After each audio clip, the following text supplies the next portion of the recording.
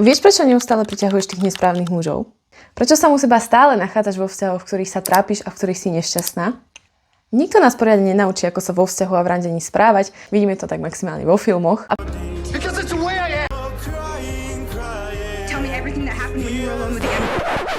Dosť bolo toxicity, depresie a slz. Preto som tu ja, aby som sa dnes zahrala na tvoju staršiu sestru a povedala ti, ako zmeniť pravidlá hry a ako priviesť do svojho života muža, ktorý naozaj stojí za to.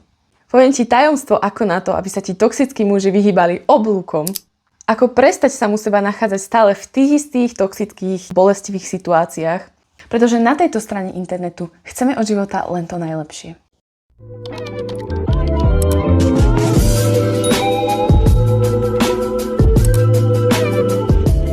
Krok číslo 1 k zdravému a šťastnému vzťahu, ktorý síce nechceš počuť, ale je to základ, bez ktorého sa ti tento vzťah bude kolísať na veľmi labilných základoch. Bez tohto kroku to proste nejde. Musíš sa naučiť byť šťastná aj single. Pretože keď si vybuduješ spokojnosť sama, už nikdy s tebou nikto nebude môcť kývať len preto, že sa cítiš osamelá alebo potrebuješ druhého človeka k tomu, aby si sa cítila spokojná.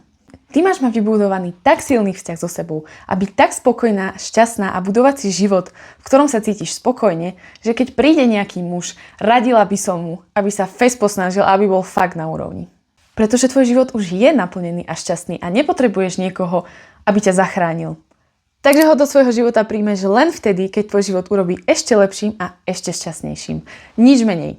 A presne toto je miesto, kde začína randenie na úrovni. Vieš, čo je najväčší problém? Že my si romantizujeme absolútne minimum. Už sa tak normalizovalo toxické správanie, že potom sú ženy strašne ľahko ohúriteľné. Takými vecami ako on mi otvoril dvere, doniesol mi kvety, bol strašne romantický. Počúvaj, celý čas ma počúval, normálne sa ma pýtal, pamätal si, čo som mu hovorila. Bol taký gentleman, nielen ku mne, ale aj k ostatným. A stále podnecuje stretnutia. Dáva mi najavo, že chce so mnou tráviť čas. To je regulérne základ vzťahu. To je to, čo vás oddeluje od toho, že ste iba kamaráti. Je to muž? A ak je gentleman, samozrejme, že sa tak bude správať. Samozrejme, že ťa odprevadí domov a nechá ťa na chodníku vždycky ísť na tej strane ďalej od cesty. Je mega dôležité, aby si ujasnila, čo od vzťahu vlastne chceš. Pretože keď si držíš v hlave len taký malý zoznam, takých zopár bodov, čo by mal tvoj frajer akože mať, také, ako ja neviem, napríklad je ku mne milý, je trpezlivý, nech sa s ním cítim dobre, čo je mimochodom základná ľudská dôstojnosť, takých 10% tvojich nárokov.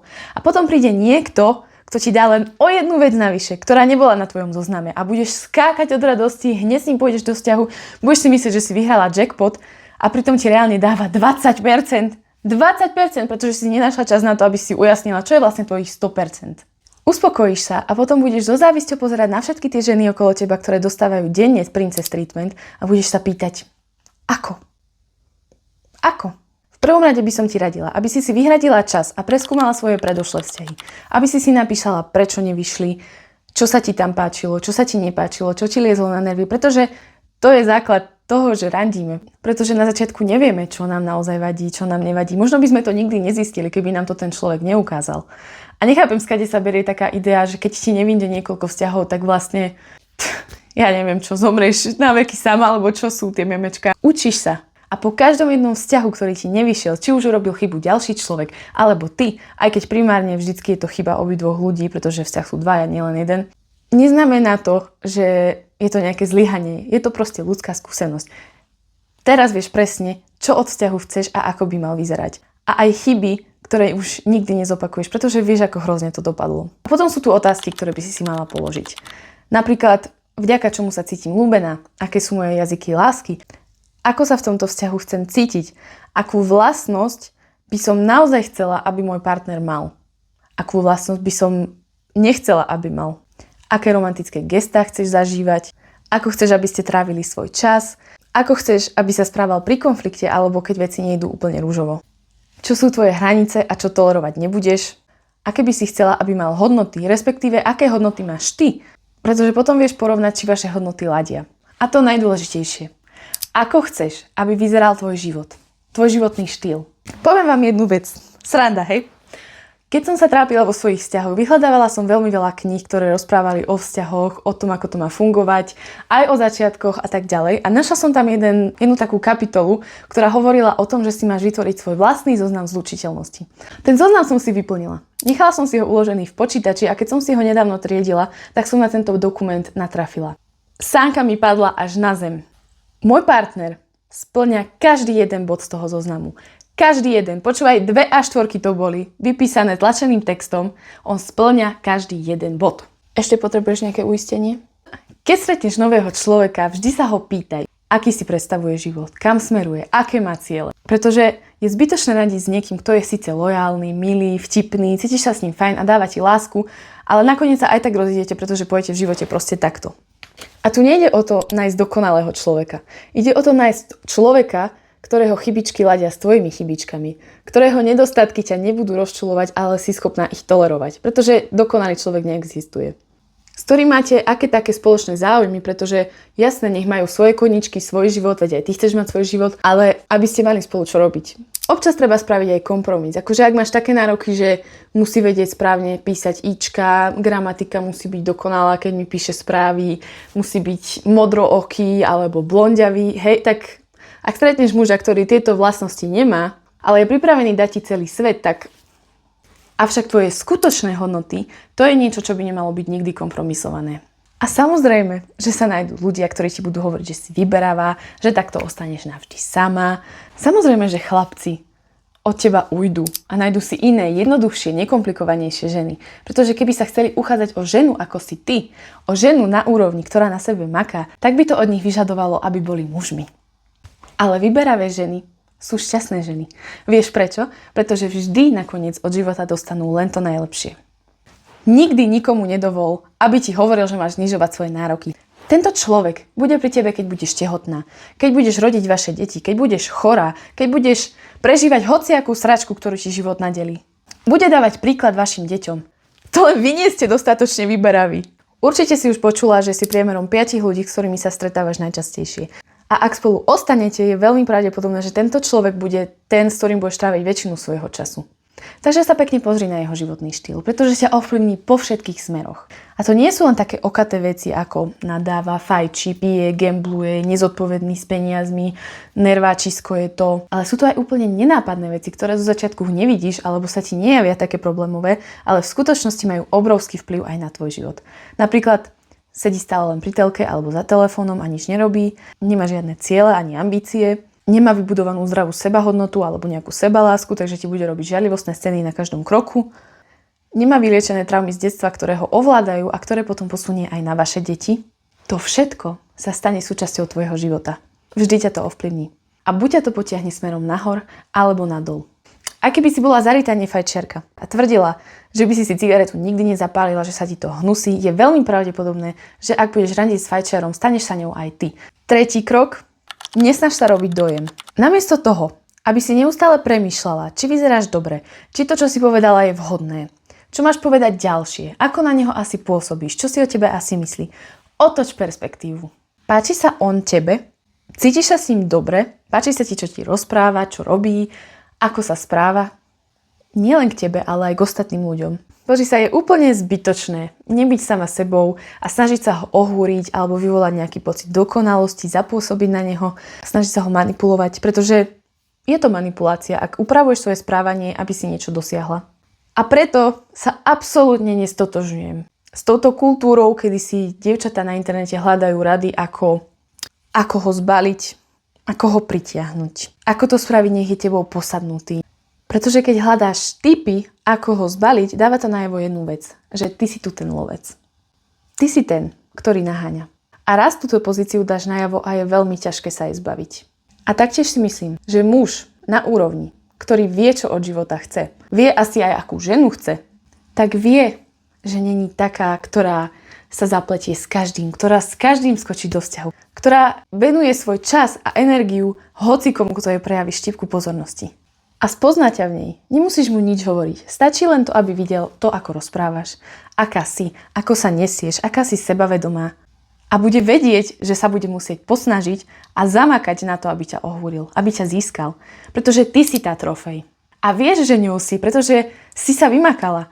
Vybudovala si sebalásku, vybudovala si život, v ktorom si šťastná, zamakala si na svojej osobnosti, na to, aká si, takže už nepotrebuješ, aby si sa páčila každému, aby ti to vyšlo s každým mužom, ktorý okolo teba prejde. A vieš, že si pre niekoho dievča jeho snov. Dokonca možno viacerých ľudí dievča snov. Takže Zlatko, ty končíš s týmito snahami sa mu zapáčiť. Ty si budeš pekne užívať spoločne strávený čas, pozorovať ho, zaujímať sa o neho, snažiť sa zistiť, kto je, aby si vedela, či sa k tebe hodí. A si vedomá faktu, že to, čo má byť tvoje, si ťa nájde. A to, čo si stratila, tvoje nikdy nemalo byť. A to teraz neznamená, že ty máš byť chladná, tváriť sa, že ťa nezaujíma a nech si ma uloví. Nie. Obaja máte vyjadriť vzájomné sympatie a to, že sa jeden druhému páčite a hľadáte vážny vzťah, pretože ste dospelí, ale viete, čo chcete, takže si dáte čas na to, aby ste sa spoznali a zistili, či sa k sebe hodíte. Ja osobne neznášam takéto chodenie okolo horúcej kaše, kedy ti niekto bude každý deň vypisovať, nezáväzne sa s tebou debatovať a nikdy skutočne nevyjadrí svoje úmysly. Akože nemám čas. Buď ma pozvi na rande, alebo mi nemrhaj môjim časom, pretože keď už randím, tak randím na to, aby som si našla muža a pretože to beriem vážne a nie na to, aby si ma tu zdržiaval otázkami, akože čo robkáš? Čo sme v škôlke, že okolo mňa pochoduješ a nepovieš mi, že sa ti páčim?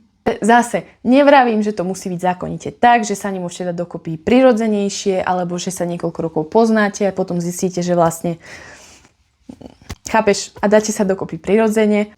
Ale pravím to, pretože dovolila by som ti pripomenula, že nie každý hľadá vážny vzťah. Niekto sa chce len zabaviť, niekto sa chce len vyšantiť, niekto sa chce len rozptýliť, pretože stále miluje svoju ex. To je inak ďalšia vec. Akože ak hľadáte lásku a šťastie, v živote sa nedajte dokopy s niekým, kto sa teraz rozišiel so svojím partnerom. Alebo, Bože uchovaj, niekoho, kto prechádza rozchodom. Alebo nedaj Bože rozvodom. Akože nesúdim, ale vy sami seba dobrovoľne dávate do mixéra a nechávate sa mixovať. Takže ak niekto nevyjadrí svoje úmysly a necháva ťa stále na zmiešaných signáloch, vykašli sa na neho. Keby ťa chcel, vedela by si to.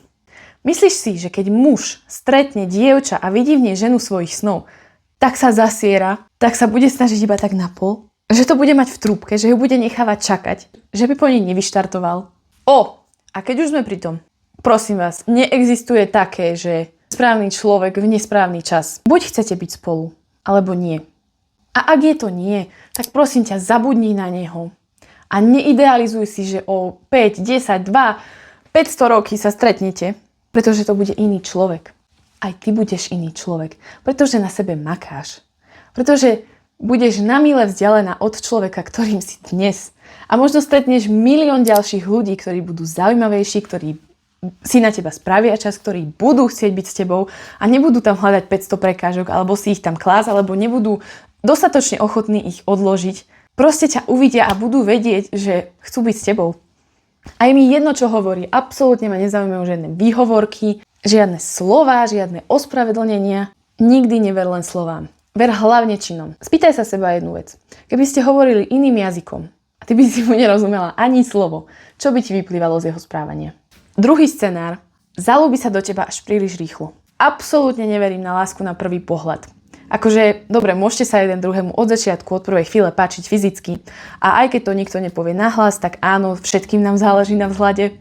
Ale ak ešte nevie ani poriadne, aká si, pretože nemal čas ťa spoznať, nevie, na čom ti záleží, čo od života chceš, kto si vo svojej podstate a už je do teba strašne zamilovaný, neustále ti opakuje, aká si úžasná, že on už ťa vidí, že proste ty si matka jeho detí, plánuje s tebou budúcnosť. Vyplývajú mi z toho len 3 scenáre. Za prvé, je totálne povrchný a záleží mu iba na tom, ako vyzeráš. Za druhé, je tak zúfalý a tak veľmi túži po vzťahu, že mu je v podstate jedno, s kým do neho pôjde. Čo zase znamená, že nejde do toho vzťahu preto, kto si ty. Za tretie, narcista. Veľmi si dávaj pozor na to, keď je to zo začiatku hneď dokonalé. Až príliš dokonalé. Zahŕňa ťa až prílišnou láskou a pozornosťou, prílišnými komplimentami, dáva ti prehnané dary. A aj keď miluješ romantiku, tak je tak presladený, až ti je z toho trošku mdlo. V kuse potrebuje byť s tebou, hovorí, že si jeho spriaznená duša. Daj si do Google, že love bombing. Takto začínajú vzťahy narcisti, pretože rýchlo si potrebujú vybudovať tvoju dôveru, tvoju lásku, aby potom mohli takto vypnúť a začať sa správať akokoľvek sa im bude chcieť, ale ty už budeš na nich namotaná. Po štvrté, vylieč svoje vlastné toxické vlastnosti. Toto video nie je len o tom, ako byť náročná na muža a požadovať od neho pomaly dokonalosť a popri tom ignorovať svoje vlastné nevyzreté správanie, svoje žiarlivostné záchvaty, svoju neistotu, svoje traumy, svoju potrebu byť s niekým neustále. Potrebu kontrolovať ho a nedať mu dýchať. Ty rovnako musíš na sebe zapracovať a byť človekom, ktorého by on chcel do vzťahu. Ktorý urobí jeho život krajším a lepším a nie mu ho bude každý deň sťažovať a držať ho za... Všetci chceme zdravý vzťah, krásnu lásku, ale nikto nehovorí o dôležitosti toho, akým človekom sa musíš stať, aby si bola toho schopná, aby si dokázala vlastne fungovať v zdravom vzťahu a neničiť ho alebo neutekať z neho. Preto skôr, než sa začneš snažiť o akýkoľvek vzťah, si naštuduješ teóriu vzťahových väzieb a vyliečiš tú svoju. Ak sa na to vykašleš, reálne sabotuješ samú seba. Ak nevyliečiš vlastné traumy, reálne samú seba dobrovoľne nechávaš vchádzať do vzťahov, v ktorých budeš nešťastná, v ktorých sa budeš opakovane trápiť a opakovať tie isté chyby znova a znova. Ty, keď sa do týchto vecí neponoríš, tak reálne nežiješ svoj plný potenciál, pretože najlepšia verzia teba, ktorá na tom zapracovala, má nádherný, zdravý, šťastný vzťah. A ty to všetko zahadzuješ len preto, lebo ti to príde, ja ani neviem čo, ťažké, nudné. Poviem ti príklad. Sú dvaja ľudia. Jeden, čo má úzkostnú väzbu a jeden, čo má vyhýbavú väzbu. A títo dvaja sa budú priťahovať ako magnety a potvrdzovať navzájom svoje negatívne presvedčenia o vzťahoch. Vyhýbavý má toho plné zuby, aký je úzkostný, na ňom v kuse zavesený, ako v kuse potrebuje pozornosť, uistenia, ako ho nenechá dýchať a mať vlastnú nezávislosť a bude po tej nezávislosti čoraz viacej túžiť a čoraz viac utekať zo vzťahov a mať stále väčšie problémy sa niekomu skutočne zaviazať. Zatiaľ čo úzkostný sa bude tak trápiť, v kuse bude mať pocit, že on je vždy ten, čo miluje viac, ten, čo dáva viac. Bude trpieť strachom z opustenia a vyčítať si svoje vlastné vlastnosti a potreby. A garantujem vám, že to je ten najtoxickejší vzťah, aký ste kedy videli a že ste ho už určite videli. Tvojím cieľom je mať bezpečnú vzťahovú väzbu, ktorá tvorí tie najšťastnejšie a najzdravšie vzťahy. A keď už sme pri liečení traum, tak vám niečo poviem. Jeden fun fact. Ja som skoro spadla zo stoličky, keď som to prvýkrát počula. Pretože všetky tie poondiaté filmy, Netflix, knihy, romantické príbehy nás to učia celé zle. Dobre ma počúvaj. To, že máš niekoho motýliky a je medzi vami silná chémia, je v skutočnosti red flag. Pretože kedy to cítime najčastejšie? Keď je to nepredvídateľné. Keď je medzi vami takéto napätie, že nevieš, či sa už idete poboskať alebo sa ešte nejdete poboskať. Keď máte krásne rande, lietaš si úplne v oblákoch a on sa ti potom pol dňa neozve alebo celý deň. Ale keď sa na ďalší krát stretnete, tak je medzi vami taká chémia, že ideš explodovať a nemáš ani spomienku na to, aká si na neho bola predtým nasratá. Toto všetko je trauma. Pretože ak sme od malička boli navyknuté na chaos, na nepredvídateľnosť, na nekonzistentnosť citov, ak náš rodič bol jeden deň najviac milujúci na svete, druhý deň bol úplne že tyran, potom ťa v dospelosti priťahujú emočne nedostupní muži. Tá nepredvídateľnosť a toto striedanie lásky, vášne, pozornosti s chladom, úzkosťou a trápením si zamieňaš za vášeň. A potom príde dobrý muž, ktorý je konzistentný, ktorý sa o teba zaujíma, ktorý ti dáva jasne najavo, že mu na tebe záleží, že s tebou chce byť, ktorý ťa nikdy nenechá čakať, alebo ti nikdy nespraví takú vec, že ti neodpisuje, alebo si niečím neistá. Od začiatku vieš, na čom si. A ty si taká, že vieš, akože milý, zlatý, všetko, ale ako keby ma až tak nepriťahuje, taká iskra není medzi nami, vieš, neviem, či je toto práve. Pretože si závislá na emočnej horskej dráhe, ktorá je v skutočnosti návykovejšia než drogy. Vieš, prečo sú automaty alebo žreby také návykové? Alebo posielať SMS-ky do Expressu? Pretože tá odmena nie je istá. Ty reálne nevieš, čo sa stane, keď tam vložíš tú mincu. A tak hážeš ďalšiu a ďalšiu a ďalšiu a hovoríš si, už teraz niekedy musím vyhrať. A potom vyhráš. Fú, ty normálne dopamín na streche, šťastná až na púdu. Sice si vyhrala iba 2 eurá, ale vyhrala si. A presne takto je to s emočne nedostupnými ľuďmi. Proste vkladáš do nich svoje úsilie, svoju lásku, svoju pozornosť, aby si potom dostala omrvinky. A potom príde muž, čo by ti zniesol aj modré z neba. A ty si taká, že ja ti neviem, to asi není to práve, on ma až tak nepriťahuje. A keď už sme pri tých emočne nedostupných mužoch, my ženy máme jednu vlastnosť. Nájdeme takého a myslíme si, že ho môžeme zmeniť. Že to ja budem tá, ktorej otvorí svoje zľadovateľné srdiečko. To bude príbeh ako z filmu. A zamilujeme sa do jeho potenciálu. Nie do človeka, ktorý stojí pred nami. Ktorý nám ukazuje všetky svoje nedostatky. Možno nám ich dokonca aj povie, neviem ti dať to, čo chcem. A ty, že bože, poď ku mne. Tu ťa stopnem. Skúšala som to a poviem ti, ako to dopadne. Stratíš na tejto ceste samú seba. Úplne zo seba zbytočne vyžmýkaš energiu a premrháš svoj čas. Pretože namiesto toho, aby sa sústredila na vlastné šťastie, na svoj potenciál, na to, aby si sa ty stala tou najlepšou verziou samej seba, tú energiu vlievaš do cudzieho človeka. A v podstate mu hovoríš, ako má žiť svoj život. Namiesto toho, aby si sa sústredila na vlastné šťastie, na rozvíjanie svojho potenciálu, na to, aby si sa stala ty tou najlepšou verziou samej seba, sa to snažíš vnútiť druhému človeku. Vnúcovať mu svoju predstavu, ako má žiť svoj život. Čo za prvé není láska. A za druhé, nikdy sa ti to nepodarí. Pretože keby ten človek chcel, tak by sa zmenil sám. Keby mal pocit, že s ním je niečo zlé, keby chcel na tom zapracovať, tak by to proste urobil. A nepotreboval by teba na to, aby si ho do toho tlačila. Takto sa ťa spýtam. Keby sa do konca života nezmenil a ostal presne taký, ako je teraz, bola by som šťastná. Chcela by som takého muža. A ak je odpoveď nie, tak čauko kakauko. Pretože čo? Pretože ty vieš byť šťastná aj sama. Pretože si vybudovala šťastný, naplnený, spokojný život. Serus. 5. bod. Ako dať najavo svoje štandardy? Zlaté pravidlo. Nijak. Je rok 2026. Ty nebudeš chodiť a učiť niekoho, ako sa má správať, ako ťa má získať, čo má pre teba robiť. Pretože ty chceš muža, ktorý nielen chce mať frajerku alebo manželku, ale chce byť aj frajerom a manželom a všetky tie povinnosti a veci, ktoré s tým prichádzajú. Pretože keď mu povieš, čo od muža očakávaš, aké máš nároky, čo by si netolerovala, tak mu dávaš návod na to, ako na teba ísť. A ver mi, že ho použije. V prvých týždňoch, alebo kým si tohto človeka neočakuješ, až pokým to nezostáva medzi vami už vážnejšie, mu nebudeš hovoriť nič takéto. Pozoruj ho. Klaď mu otázky, pýtaj sa ho, zaujímaj sa, tráv s ním čas, nech ti ukáže svojim správaním, kto naozaj je. Pretože činy presadia oveľa viacej ako slova. A potom, keď už to začne byť vážnejšie a budeš vidieť v tomto vzťahu potenciál, otvorené rozhovory. Nie je také, že si ho posadíš, že takže teraz budeš robiť buď toto, alebo nie. Ty začneš rozhovor na nejakú tému. Spýtaš sa ho, aký je tvoj názor na toto? Čo si myslíš o tomto? Ja to mám napríklad nastavené takto. Súhlasíš tým, alebo máš nejaký iný názor? A takto zisťujete, či máte spoločné názory.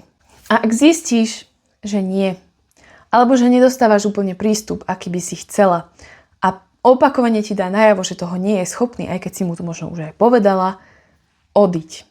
Hneď.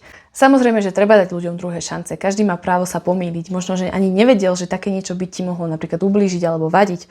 Ale keď si to odkomunikujete a on to spraví zase 10 krát, žiadne stratégie, ako mu to idem ešte lepšie odkomunikovať, žiadne také, že dám ti ešte 20 šancí a uvidíme, žiadne také, je mi to ľúto. Nie. Odchádzaš, pretože si vážiš samú seba a vieš, čo chceš. A teraz si vypočula toto video a hovoríš si, OK, fajn. A čo ak budem dlho osamelá? A čo ak to bude trvať strašne dlho, kým takého človeka nájdem? Posledná, najlepšia rada. Prestaň naháňať lásku a zameraj sa na seba. Pravdou je, že lásku nájdeme vtedy, keď ju najmenej hľadáme. To, že budeš celý deň premýšľať nad tým, že kedy už budeš mať vzťah, kedy už príde môj partner, dokedy to ešte bude trvať, sa držíš vo frekvencii zúfalstva. Najlepšie, čo môžeš urobiť, je znova zamerať sa sama na seba. Vlievať do svojho šťastia, do toho, čo ti robí radosť, užívať si svoje koničky, užívať single život. Veď to má toľko benefitov. A to platí najmä pre mladé dievčatá, pretože vieme, aké to je, keď dospievame a všetko, nad čím rozmýšľame, sú muži. Ty si ešte poriadne nespoznala ani samu seba. Ešte sa poriadne ani škola nevyplula a ty už by si sa vydávala. Nie sme v 19.